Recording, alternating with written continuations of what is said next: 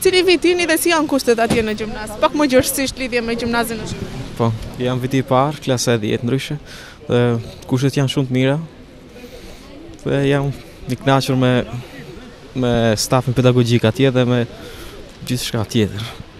Sa nxënës gjithë jeni nga Tetova të cilët mësoni atje në shkollë? Përafërsisht 20-25 mund të jenë. Do me thënë jeni me vetë financim apo?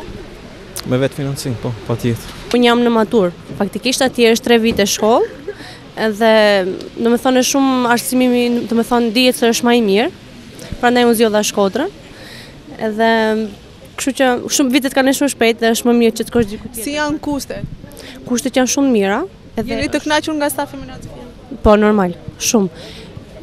Kushtet janë edhe shumë mira dhe është shumë lirë për një student. Nga ju lindi ideja që të vazhdoni mësimin atje në Shkodër?